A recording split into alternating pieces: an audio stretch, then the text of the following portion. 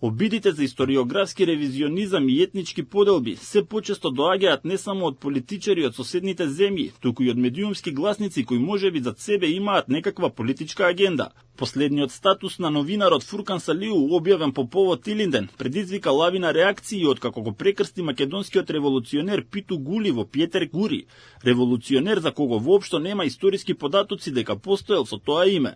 За ваква држава ли се бореа Гоце Делчев и Пјетер Гури? Следниот Илинден ќе го дочекаме како изолирана држава со меѓуетнички тензии.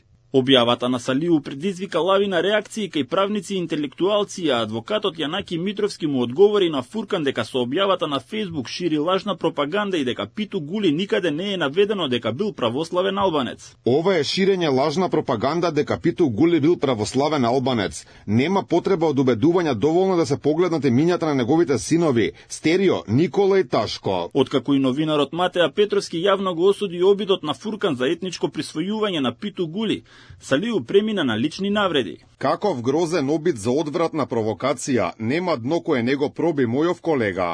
Драги сограѓани, во ерата на социјалните мрежи и вештачката интелигенција, не дозволувајте да ве манипулира пропаднат новинар кој што не беше достоен за ниту една политичка функција, па го оставија во Алфа. Проба како потпарол на град Скопје, ама брзо се откажа затоа што од партија не му кажале дека тоа е работно место, а не само утешна награда за најдобар поттрчко. Се што треба да направите е да влезете на сајтот на Алфа телевизија и да сватите како се беше катаклизмично за време на претходната власт и како сега се е совршено. Од ЗНМ-молк, Сдруженијето на новинари на Македонија досега не се огласи за недоличниот статус на Фуркан Салиу.